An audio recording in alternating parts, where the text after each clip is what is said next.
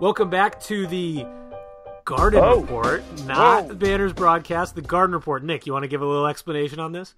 Yeah, man. I mean, thank you to Bobby Manning and of course the Celtics blog, Banners broadcast.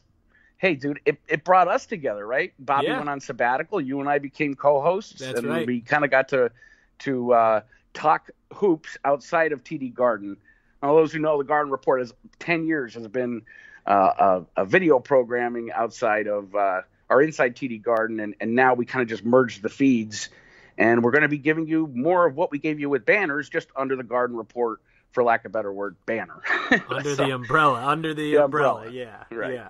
And it was a crazy weekend for the Garden Report. We'll get that at the end of the show, though, because somehow, some way, that is now pushed to the back of the show. I mean, the NBA is the only league that can really continuously create headlines and make Monday mornings exciting. We're recording this at about 9:45 on Monday morning, and unless you're living under a rock, you probably know that Anthony Davis requested a trade formally. I mean, it's not the most surprising thing, but it's now official. Rich Paul contacted the Pelicans and said he wants a trade, and of course Twitter exploded and kind of puts the Celtics in an interesting place because, of course, the Celtics cannot try and trade for Anthony Davis until the summer.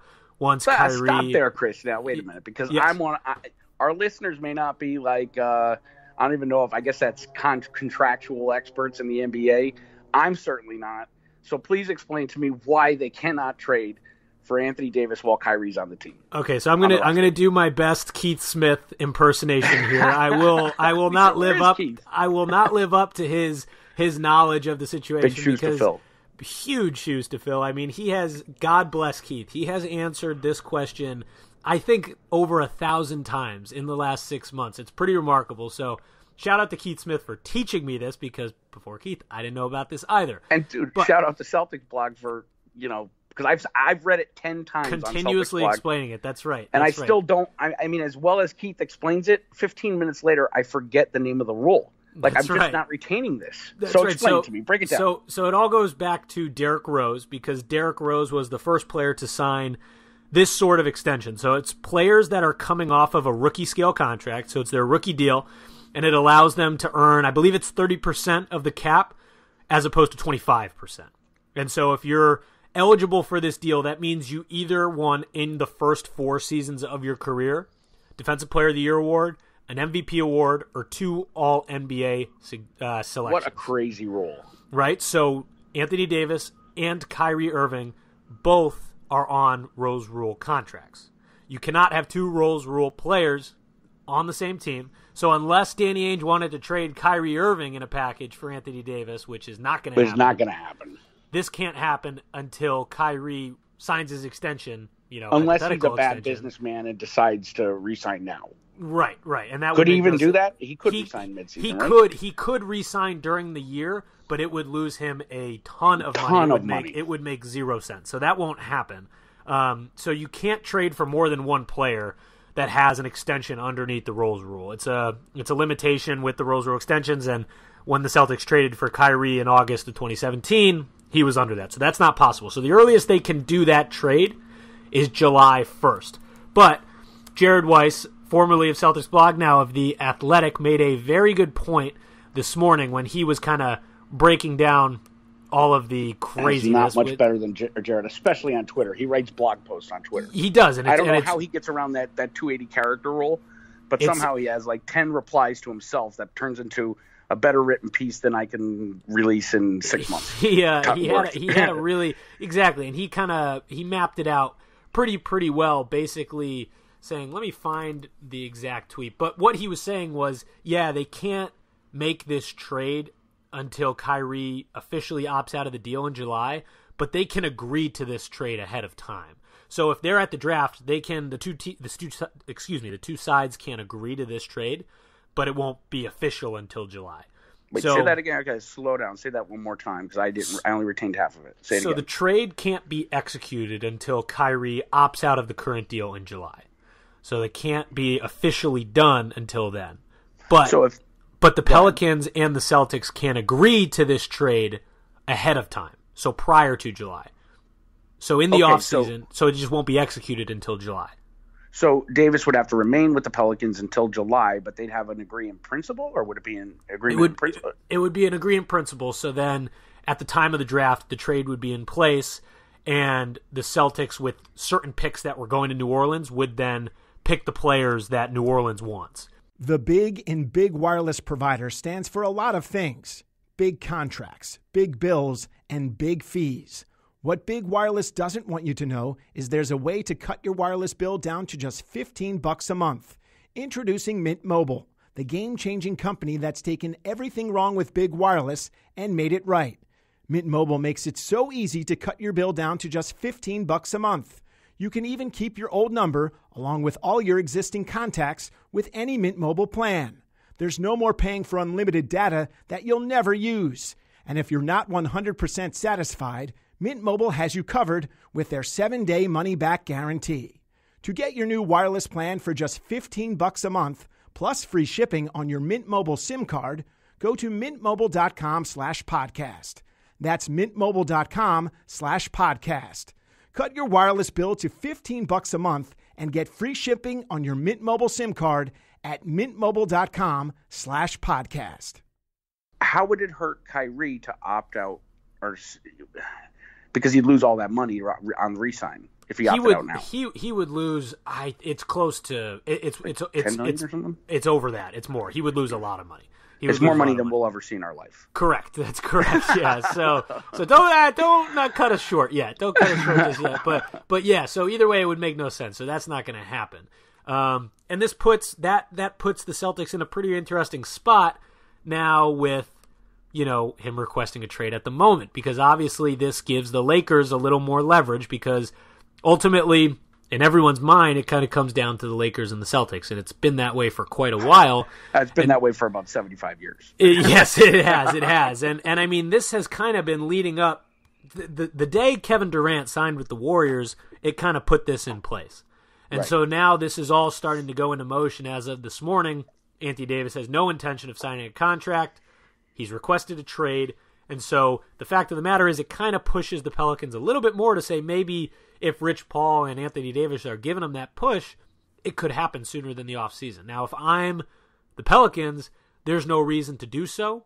You want to get as many offers as you can. You want to I was reading this on your Twitter timeline, so go ahead. Yeah, you want to play the field, and I think the Celtics, more so than any other team, they check all the boxes, because it's also included in this report that Anthony Davis wants to go to a team that, quote, can win consistently and compete for a championship. So the Celtics check that box. They have more draft picks and young assets than any other team, so they check that box. And I think they just present far more opportunities in terms of getting a lot back. I think when I'm sorry, I'm babbling here a lot, but I think it's great. This is great. Keep going. When you have a star player on the block like this, a lot of people immediately assume to these crazy trade packages that are thrown, in this case, the Pelicans' way. It's not always the case, and the return is oftentimes a lot less than people think. And so a lot of these offers that the Pelicans are going to be getting before the trade deadline, they're not going to be as flashy as people think. And so, in my opinion, another thing, if you're the Pelicans, that you'd like to wait on is you want to wait on the draft lottery to figure itself out. Because, and also the season as well, because you want to know what these picks are that you're getting in return. Because if you're, say, getting shipped the Grizzlies pick from the Celtics, well, if the Grizzlies trade Marc Gasol and Conley, then they're probably going to get a top 5 pick because they're going to suck. And if that pick is top 5, it's the Grizzlies pick this year, and it gets pushed to next year. So there's a lot of things that can come into play here, where if they do the trade, say in the next month or so, before the deadline on February 7th, there's still going to be some uncertainty there. So if I'm the Pelicans, I wait just to really play the field. But again, the Lakers have some leverage, and I can see why that concerns Celtics fans a little bit. Yeah, we'll talk about the Lakers in a second, but back to staying with the Celtics for 1 second. Okay, so there's been rumors, subtle rumors, regarding Jaylen Brown, Terry Rozier, some of the Celtics' young talent. Danny looking to shop them at the deadline to mix it up a little bit, shake up the roster a little bit. Did they just secure their jobs throughout, or being in green throughout the rest of the season? Because it's my thought, and I could be wrong here. Again, I'm no expert, but Danny, to me, would want to covet all his assets to make that trade in the offseason if the Pelicans don't make a deal prior to the trade deadline. Yeah, I think obviously this makes it all the more likely because everyone knew, but that Anthony Davis wasn't going to re-sign in New Orleans. It just didn't add up. But he was being very polite about it until now. So now my he just God, made he it. has been give him the Gentleman of the Year award. To be fair, yeah, really, and he hasn't gotten a lot of credit for that. And granted, you probably shouldn't get credit for something like that. In this league, you have to. Yeah, the way things go in this league, you really should. So it is interesting. I don't think before this, I didn't think the Celtics were going to make a trade at the deadline, and I still don't think they will. But I think you're right. I think it solidifies the fact that someone like Terry or Jaylen Brown, they're just going to stick tight because they need him in the offseason. Now, again, if Terry's included in this deal, it's going to end up being a sign and trade sort of thing. Right. Yeah, right. And it's, I don't know. I mean, I saw a lot of people this morning talking about Gordon Hayward being included in the deal.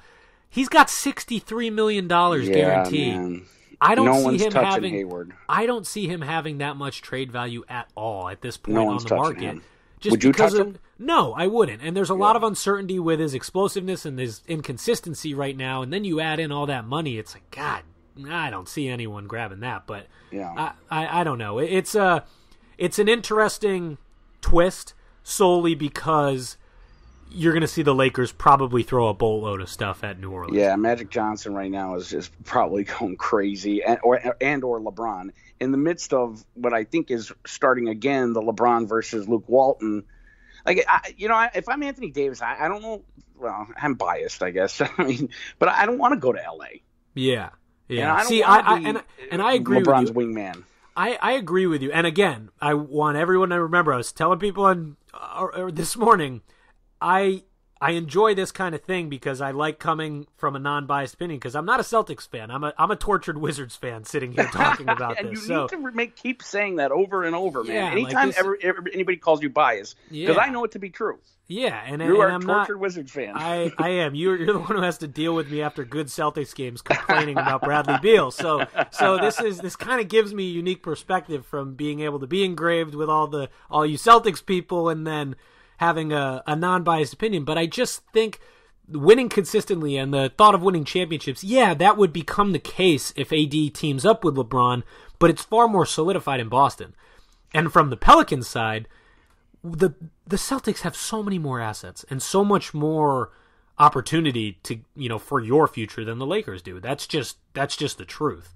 And so I think they check boxes on both sides of this. It's not just for the Pelicans, it's also for Anthony Davis. What a crazy situation. I mean, and for the Celtics, who have struggled with, I hate to even get into this conversation, but who have struggled with leadership issues. Kyrie has been really, really working at it. Let's put it that way. And I think he's coming a long way, but to add an Anthony Davis to the mix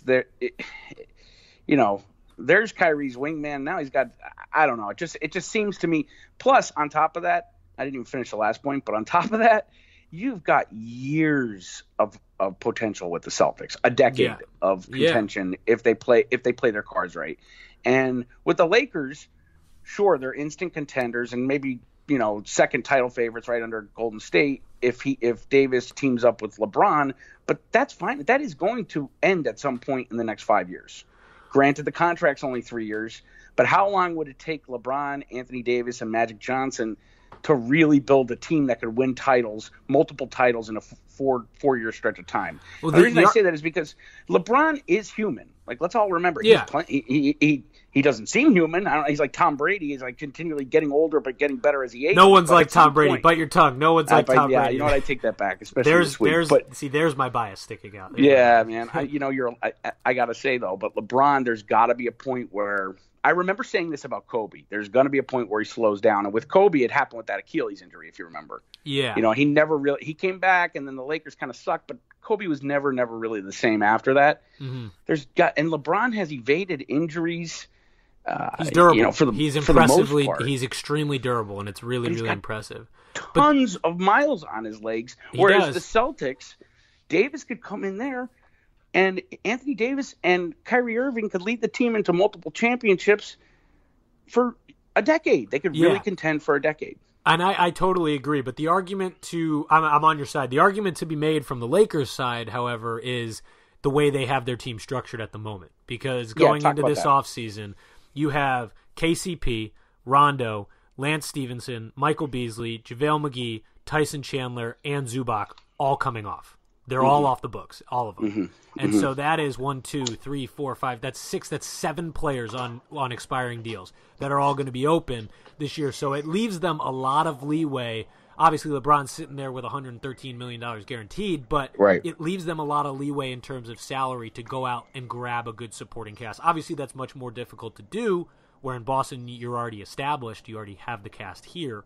But again, a lot of that comes into question too, because say you go and get Anthony Davis, well, what kind of cast do you have afterwards? Like, the do you Lakers. trade? No, the Celtics. Like, do you have to get rid of Jaylen Brown, Jason Tatum, and Terry Rozier and picks to go get him? Like, would you trade, say, all 3 of those guys? Say you manage to get a sign and trade with Rozier.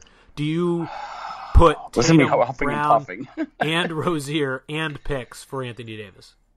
The thing that kills me is Tatum. I mean, I know maybe I don't know if he regressed a little bit this year, but he's not quite as whatever. But he said the potential is. I just hate to lose Jason Tatum. I feel like he's the next generation of Celtics basketball for the next 15 years. So I mean, yeah, he's awesome. And people forget right now what we're seeing. Like he's very good right now, and he was great on the defensive side against Golden State. I mean, he's a sophomore. He's a sophomore, and he is really, really right now the second option on this team because Marcus Morris, since his neck injury, hasn't been as consistent. So they've been turning to Tatum as that second option. And people forget this time last year, he was at the rookie wall. Like he was not good. Yep. He was not good at this time last year. He had about an 8-game stretch. Didn't he about an 8-10 game stretch? Even more than that. Yeah, he struggled. He struggled until late February, early March. And so the fact of the matter is he has leaps and bounds made progress compared to last year. So I agree with that. That's a really, really good point. It needs to be brought up when people criticize him. Yeah, exactly. And I mean, I love him and I love the way he plays, but if I'm the Celtics, I ship all 3 of those guys out with picks for Anthony Davis. Okay, so let's talk about that for a minute then. What does the roster look like when you get rid of your forget Rozier because we know he's leaving anyway. So when you let your this time last year or not this time maybe at the start of the season we were calling them 7-11 or something, Brown and Tatum. Yeah. I mean those two have kind of been matched up and I'm not the huge Jaylen Brown fan but to see both those guys leave, what does that leave left for Kyrie and Anthony Davis, especially with Al's contract expiring? Yeah, you've got Al's contract up after next season. He's got a player option after this year for about $30 million. So you assume that he'll take that. Yeah. Mm-hmm. It's interesting. I mean, do you go and you throw in a guy like, a little throwback for Celtics fans, but maybe you get Etuan Moore alongside of Anthony Davis in return, and it brings a role player like that in because then you're looking at Horford, Hayward, Irving, Marcus Smart. Ideally, you can try and re-sign Marcus Morris and Anthony Davis. I mean, that's pretty good. Then you go and get a couple role players. I don't know. It's tough because a lot of the appealing factors for people with Anthony Davis coming in is having him surrounded by all those young guys plus Kyrie Irving. So it's difficult. The other thing is with Hayward kind of really taking I don't know if he's taking longer than expected, but I think everybody expected to see maybe a little more progress. So with him not progressing exactly as quick as fans would like him to, where does that leave they have a starting 5 with Hayward kind of playing like a role player right now and not great, and then Morris expiring deal. I mean, it would be scary for me if I were Anthony Davis to go to that team, to the Celtics at that point, because how do they compete with no bench and already they already have chemistry issues? I don't know, man. Maybe I'm playing devil's advocate. I'm trying to process everything you're teaching me right now. There's a lot on both sides. It's extremely overwhelming. Like my blood pressure at 7:30 this morning was through the roof. I already had to take a Xanax, dude. I'm kidding. It was ridiculous. I mean, trying to comprehend everything that's going on both sides of this deal and just trying to get a sense from around the league about, how people are feeling. And if I had to guess, I don't think anything's going to happen before the deadline. I think this will all push to the offseason because, again, that bodes well for the Celtics, right? It does. It really does bode well for the Celtics. But if you're the Pelicans, and I know people will say, well, you're just saying this because you cover the Celtics, but really, if you're the Pelicans, why do it now and eliminate other potential options? The Lakers options and whatever other teams are trying to throw things at you, they're still going to be there in the offseason. It's not like they're going anywhere, and they're still going to have their assets, and they're probably going to have a better idea of their assets. So, but it's the Pelicans, a team that had all these years to fix their situation to keep one of the top 3 players in the league, and they haven't done it. Really crushing if you're involved with them as a fan, as anything. It has to be so frustrating and not reassuring, because they've not really been a great front office to begin with. So if you're a Pelicans fan, God, you want to get as much back as possible. And if you're the Pelicans front office, I take your advice. I wait to see but I don't know that they'll do it. I think that they may just pull the trigger to get a disgruntled player out of there, or honor the fact that he's been so loyal to them. Yeah, I mean, but then I don't know, man. Like, you throw in like these other options, like say Anthony Davis is from Chicago. Like, don't forget about the Bulls in here. Say the Bulls. Oh, come on May 4th. I'm just saying these are all things that you have to weigh if you're the Pelicans. Yeah. Say the Bulls win the draft lottery on May 14th, and then they give you Zion. They give you the pick. Like, you're not going to be able to do that if you make a move before February 7th. If you wait after February 7th, there's a legitimate chance that the Bulls give you some sort of package to get Anthony Davis and bring him home that includes the number 1 pick. And then all of a sudden you have Zion Williamson. Like, there is a world of possibilities here. This is why the NBA is fantastic, because here's a team that's completely irrelevant in the Bulls, almost embarrassing, right? And in one season it could turn around and they could be top 3, top 2, top 1 contenders in the East. It's ridiculous, and there's weird trade talks always create weird leverage in weird places and weird arguments. With fans. And it's like I just, oh man, I don't know. I'm reading through my Twitter feed right now, and there are just so many. There's so many takes and so many people. I mean, I can't. It's so overwhelming. So what if you could say you're the Celtics? What's your first offer that you throw at New Orleans? I'm putting you on the spot here, but it's just what is your first offer that you throw at them? If I'm the Celtics? Yes. Oh my God. I'm putting you on the front office spot. Well, how do the Pelicans accept anything that doesn't include Jason Tatum? How do you do that? So, yeah. And I do you trade Tatum for? Well, you have to trade Tatum for Anthony Davis. It's just I'm glad I'm not Danny Ainge, dude. I find it hard to believe that the Pelicans would accept a deal without Jason Tatum. Exactly. I find that really hard to believe. And Anthony Davis is so damn good. Like, it is ridiculous, and he's already so established, and I just really find it tough to believe. I mean, granted, the Celtics do have a ton of assets, and they could throw a lot of picks and a lot of good young players, but Jason Tatum diminishing assets. So if they keep playing this year, yeah, they've got to be.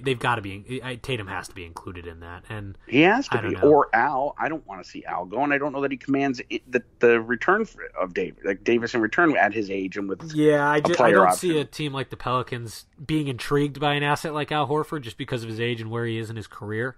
I mean, it would be devastating to see Al Horford go. And I know I sound like a fan, and maybe there is a little bit of fanboy in me here because I love Al Horford. Yeah, and I totally get that. But and I don't think that's a concern. Like, I really would be shocked if he were included in the deal, because again, there's no value there for the Pelicans. Like, why are you trying to acquire a 32-year-old? The only value that's there, Chris, is you're shipping out the leader of your team, obviously a dominant force, and even if you bring Tatum, Brown, and Rozier over, you're looking at what is rumored to be the triumvirate of all of the locker room issues. So you're now sending over 3 young guys with, either 22 or less, right? Yeah. Who are having a hard time meshing with Kyrie Irving, and the current roster, right? So you're sending them over to the Pelicans on their own. Who's going to lead that team? I mean, granted, you got Tatum, and there's an unlimited amount of talent. He will develop into a leader. That's a process too. So maybe they would want Al because Al brings stability and a leadership force. I don't know. Yeah, or would accept Al. I don't know if they'd want him, but maybe they'd accept him in a deal. I mean, maybe they would accept the only way that I could see them taking him in any sense is if they know that he's going to drop that player option and bounce.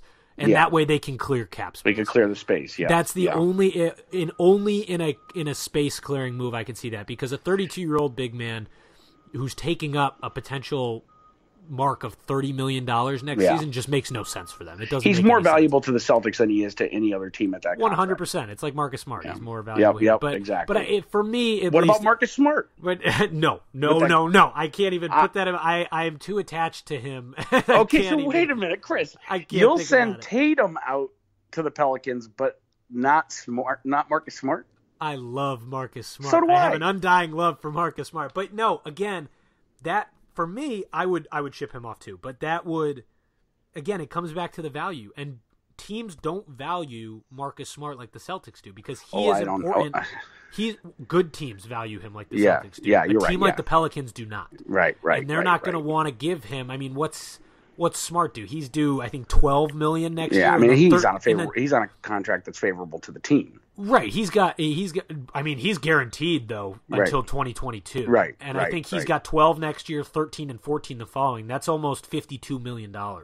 So a team like the Pelicans, I don't think they're willing to pay an elite defensive player that much money when they're essentially going to don't know everything. Rebuild. They don't know everything he does in practice and in the locker room, and what a leader he is. Marcus Smart has the ultimate value in my eyes. But me too. He's been the backbone of the team, leadership-wise. And it's crazy. We're going to be having these discussions forever at this point, now that the trade request is official.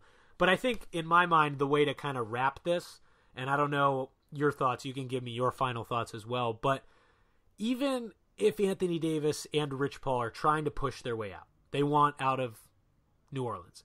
Mm-hmm. It makes no sense for the Pelicans to push and work with that until Boston can get involved in the summer, because frankly, that pushes their leverage up. It pushes New Orleans' leverage up, not just Boston's. Because at that point, they can turn to the Lakers and say, oh, yeah, well, Boston is giving us this, this, and this, so bump yours up. Right. And you get into a bidding war with two teams who have an enormous amount of value they could trade away. Yeah, and people really focus on the leverage that it gives Boston, but it gives New Orleans more leverage than anything, because the other teams in the market know that Boston's now involved. And so, in my opinion, man, you just gotta wait it out if you're New Orleans, and that's tough for some people to swallow, but I think that's just the way it works. Listen, so here's my closing thoughts on the Davis discussion. I mentioned leadership about 16 times in that whole breakdown you did in regards to the Celtics. That, to me, take Davis out of the whole entire discussion. Yeah. That, to me, just proves that the Celtics are really needing, a leader, someone to unify them. And that doesn't bode real well for them this season. I don't know. So my closing thoughts, honestly, are you do whatever you got to do, short of Kyrie Irving. I think he's the only guy on the team and it's hard for me to say it when you got, Tatum, Al, Smart, all those guys and people that are really, really, great assets to our team, contributors to the Celtics. The fact of the matter is you have to go after Anthony Davis. You have to almost appease Kyrie too. What's up, everyone? I have to admit something on behalf of most guys. We're pretty terrible at taking care of our health, whether it's a knee injury or something worse. Guys are usually more comfortable just rubbing some dirt on it than seeing a doctor. My buddy is extremely guilty of it. He hurt his back skiing last winter, and he's been using a foam roller ever since, but he won't see a doctor. Well, the same is true for erectile dysfunction. Studies show 70% of guys who experience ED do not get treated. Thankfully, Roman created an easy way to get checked out by a doctor and get treated for ED online. Roman's a one-stop shop where licensed U.S. physicians can diagnose ED and ship medication right to your door. No waiting rooms, no awkward face-to-face convos, no trips to the pharmacy. Everything is discreet online. All you have to do is visit GetRoman.com/garden. Fill out a brief medical onboarding, chat with a doctor, get FDA-approved ED meds delivered to your door in discreet, unmarked packaging. Guys, enough is enough. Go online and get checked by the doctor. Erectile dysfunction is a problem that guys don't tackle, but with Roman, it's really easy. So take care of it. For a free online visit, again, that's a free online visit, go to GetRoman.com/garden. That's GetRoman.com/garden for a free online visit. GetRoman.com/garden. Yeah, and Kyrie and Anthony Davis have a good relationship. Really good relationship. Kyrie honestly has a good relationship with all stars around the NBA, and now even with LeBron James. So it's back with, and that with everyone. Probably going to start. But what is that? I mean, that's another thing to think about. I know after every bad loss that Kyrie notches another career high in assists or steals, is playing otherworldly. And this may be the fanboy in me as well. I don't deny that I'm a Celtics fan. I don't care what people think. But the truth is, every time that happens, there's a part of me that says, oh, dude, if this guy takes back his word, if I'm Kyrie, would I stay with this team? It's a friggin' mess. I think it all has to do. I don't think it's as much of a mess as the drama that I create. What's the mess that you're referring to? The locker room mess? Well, I think the locker room mess is starting to cure itself. I think that's overblown. I don't think that's a mess at all. At this point. I think that where it was messy, and it was for a week or two, I think that Brad Stevens has righted the ship there. Whether there's still, some friction behind the closed doors, I don't think there is, but maybe there is. But good thing we don't know, because that's a good team. A good team doesn't air their laundry out. I guess if I'm Kyrie and I'm looking at the structure of this roster, I'm not concerned at all. I mean, obviously Gordon Hayward's contract is an ugly look albatross on the structure, but again, you've got a lot of young talent. There's a lot of assets in your future, and you're set up pretty well. Of Gordon too, and he's the type of guy that's so loyal that he will if he gets back to where he was, he will resign with the Celtics. Yeah, if I'm Kyrie, I'm not worried about the situation at all. I think it's just fine. But to answer your question about the mess, I think that I still think, and we're going to talk Golden State now, but even after the Golden State game, I think the Golden State game is a good indicator of the fact that they just are not cohesive. They lack a little bit of mental The Golden toughness. State game is? Yeah, look at you're crazy. Look at the last 60 seconds, dude. How many times do you see Golden State make that many unforced? You're saying how many times that game is a bad look for the team as a whole? I think the game itself is reassuring because the Celtics will play with competition that's at their level or higher, and they can play alongside of them, and they get up for those games. I think the last 60 seconds or 2 minute of the game where Golden State gave up the ball 4 to 5 times and the Celtics could not capitalize on that, that's a bad look, man. And no one's talking about it because the Celtics did compete the entire game, and it was a good game. But late game execution isn't a long-term concern, because if you look at that game, the Warriors' late game execution sucked. But I think that's part of my point is you're not going to get the Warriors to make those kind of mistakes very often. So when they do, and when they do, and when you have an opportunity, Brad Stevens' teams will connect on that opportunity. And they did not. It was like you heard the Garden, by the way, and I saw you tweet this. We were all tweeting it. I haven't heard it that loud in a non-playoff game in a long time. But it was dejected in that last 60 seconds because everybody was in shock. It was like I've got a couple thoughts here. My head is spinning a little bit. So first off, I had positive takeaways from that game. Obviously, the late game execution sucked, but that doesn't concern me with a coach like Brad Stevens. They'll figure that out. They just need to be able to not ball watch Kyrie as much late and have a secondary option, because when Klay Thompson forced that ball out of his hands, they were in trouble. But stop with that point and hold the rest of them. Let me just react to that one first. Yeah, do it.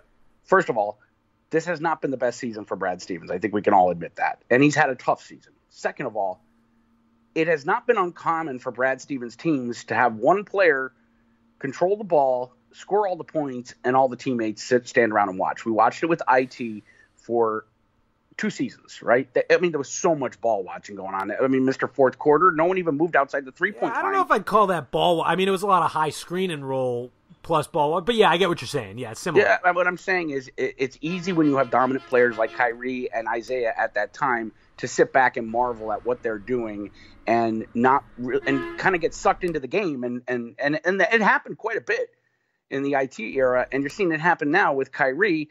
And really, the IT era, you say, okay, well, he had Al there, but he wasn't surrounded by mega talent or the amount of talent Kyrie is. That's what makes it so difficult for me now. Frustrating. That's fair. Okay, I mean, the only concern that I had from that Golden State game was Hayward's just another lack of consistency. Again, that's a tough game to judge him on. I mean, that game is far too fast for him. He has no place in a game against Golden State. Let me just start by saying I love Brad Stevens. It's far be it for me to second guess him, but I'm going to. In a game against Golden State, where you just said it, Hayward was put in a position to fail.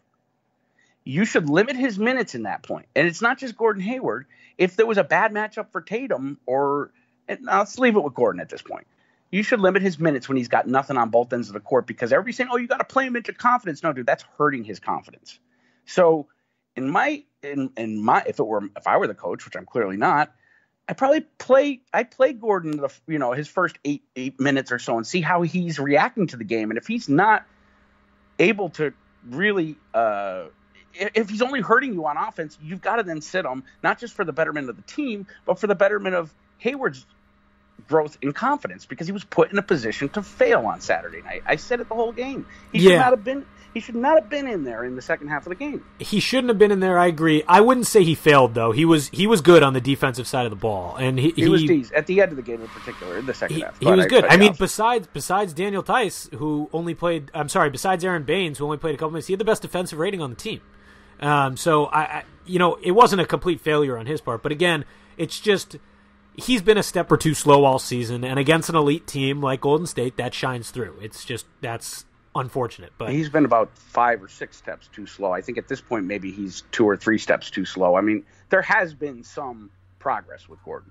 Yeah, and again, I've said this a bunch of times. I still think we're all being a little bit hypocritical here, because before the season started, we all put the All-Star break as our kind of turning point to say for him to recover. We were all saying, and now we're starting to jump at it. And granted, it is getting close, and we're not seeing probably as much progress as we'd like.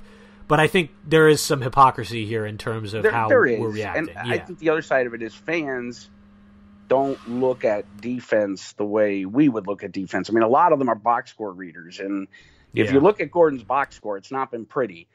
He's had some good moments. I think the hypocrisy is coming from the fact that you're not seeing him really establish himself in any part of the game, right? Consistently. Yeah. It's consistent. You know what I mean? Consistently is the key word there. Yeah. Yeah, you want to grab onto something and say, all right, he's got this. And he wants to grab, I would think he wants to grab onto something too, because he needs to hold on to something that he's making progress with for his own confidence. Yeah. Maybe he's rebounding. Maybe he's playmaking. Maybe he is consistently playing the defense he did in Utah. And maybe he's a non-factor on offense, but he's contributing consistently on defense. And the struggle, I think the impatience and the hypocrisy is coming from that factor. Yeah, that's fair. You just can't have an 0 for 5 night against the Golden State Warriors. You can't. I don't care how bad it is. He missed easy shots. He didn't take enough shots, probably. I don't even know. He was a non-factor. He was all over the rim in those 5 shots. I think he missed a layup. It was just ugly. Yeah, it was ugly. And you know what? You look at it, Chris, like a team like Golden State, which saw him, 3 or 4 times a year when he was in Utah, now seeing him for the first time after the injury, it's got to be a bit jarring. Yeah. They're probably saying, they are saying to each other anonymously, he looks, he's lacking on both ends of the court. Liability they're not wrong. The word, but they're not wrong. Yeah. No, he's a liability on offense. I don't think he's a liability on defense, which is funny because on defense, you need your feet as much as you do, almost more, probably equally as much as you do on offense. So I don't know, man. All I know is the NBA is fantastic because we just sat for 40 minutes and just BS'd and solved all the world's problems. And we can, another one real quick, we can, just before we wrap up as we're recording this, here's a report from Brad Turner of the LA Times. He said he's hearing from sources that if the Lakers do want Anthony Davis, who has requested a trade, LA has to start the deal with Lonzo Ball, Kyle Kuzma, Zubac, and a number 1 pick. So that's but I move that if I'm LA. For Anthony Davis, Lonzo's a non-factor. But if I'm the Pelicans, do I get accept out of here. it? See you later. I'm all set. Well, wait. Say what that reporter just reported. Hold again. On, say it. I just lost the report. It's Lonzo, Kuzma, Zubac, and a number 1 pick. Now he phrased it as a number 1 pick. So I don't really know if that means a first-round pick or a number 1 overall pick, which the Lakers obviously won't get. So I don't know, but that's just the first package that has been thrown out there. Okay, what does that tell you if you're a Celtics fan? That tells me that the Celtics still have the Lakers. The Celtics still have a far better package, by a mile. The Lakers or the Celtics do? The Celtics. The Celtics have a better package. Yeah, this is going to be so ridiculous, and I'm definitely going to get killed in the comments for even saying it. But, back when KG was rumored to come here, everybody cited the weather in Boston, the nightlife in Boston, not being suitable to, an NBA superstar to come here. Remember, Boston free agents never come here until Al Horford, right? Yep. So, but you're looking at Davis, who, he's a Chicago guy. He's used to this weather, if not worse. I mean, it's not like a weather, because these guys are enamored with LA because it's LA. The great weather, Yeah, and it's already been reported from Rich Paul that the selling point for Davis is winning consistently and championships. So I think that covers the Celtics and checks one more that box for them. One more thing. How many? I wasn't one of them because I'll tell you what. How many fans and media members hit the notification alert button on Woj the minute this happened? I did with Goodman, to be honest with you.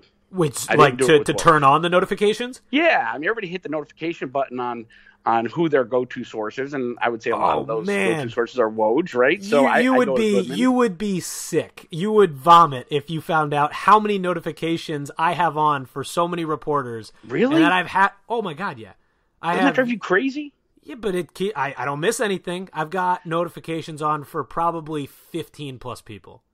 I'm not on that list. I don't blame you, dude. Yeah, I've got it all. It's Woj, Shams. I've got them all on there, and it's the way to go. My go-to is Shams and Goodman and Woj. I mean, I have nothing against him. I have a lot of respect for the guy, but they're just not. He's not my go-to guy. Although he does have the scoop. Quite a bit. He's got great contacts around the league. Either way, it's going to be a fun lead up to the trade deadline. Fun couple weeks, Nick. I'm sure we'll be talking about Anthony Davis soon at the Garden.